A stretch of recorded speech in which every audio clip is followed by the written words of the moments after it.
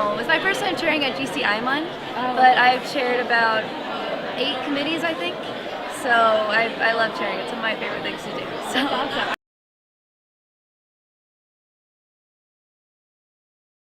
Sure. No, I'm studying American domestic public policy. Okay. So it's kind of silly that I do international relations type extracurriculars because that's not what I study.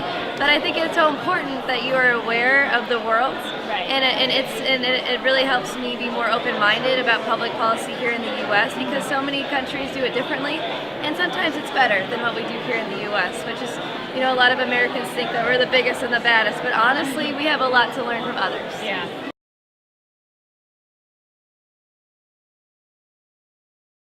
Really well. We've been talking about different ways to help human rights defenders and monitor them. One of the largest debates has been about creating a database to catalog the human rights defenders and keep track of them and make sure they're safe.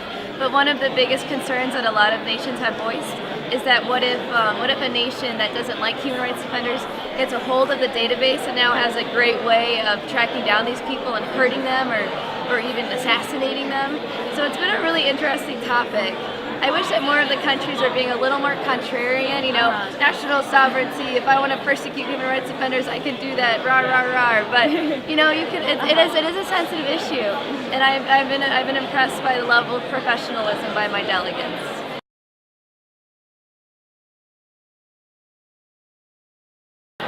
Well, historically, I think we see a lot of figures. Nelson Mandela, obviously, I think is probably the most. Nelson Mandela, Martin Luther King Jr. are probably some of the most famous human rights defenders. It's funny because we never use the term human rights defenders. It's just not something that the average person would know about. But it's shocking how many human rights defenders that we are aware of. And I would say, the media picks and chooses who it wants to talk about, but I know there are hundreds of thousands of people throughout the world who risk their lives every day to defend human rights of their peoples, and I think that is so important. And they're so nameless, because there are so many of them.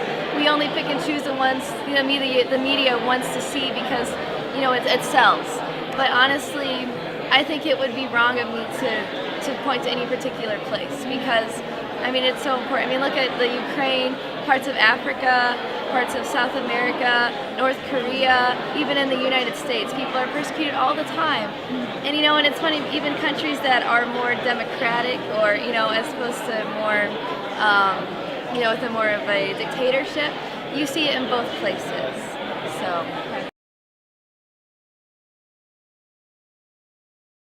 I think we have it fairly spread out. It's hard to say right now because it is so early. We're working on working papers, but none have been submitted to the dais. So I think it would be unfair for me to identify any particular country that's doing well. But I would say that we haven't had any lull in the speakers. So it's been really nice. It's always the chair's worst nightmare to walk into a room that nobody wants to talk. But I think just looking at the unmod we're having right now, everyone is very eager to work. So it is the greatest thing ever. Chairing large committees, I've only chaired large committees. I've been a delegate in crisis committees, that are very small committees, and delegates in mid-sized committees. But I definitely prefer the large committees because I love to see the exchange of ideas. There's so much more going on. I really love to see the resolution process and how you see so many different ways of tackling the same issue and how those strategies can work together in a knitting fashion. And so I just think the General Assembly really embodies the true spirit of the United Nations, and that's why I love it so much because it just makes me so hopeful. So I'm a little in love.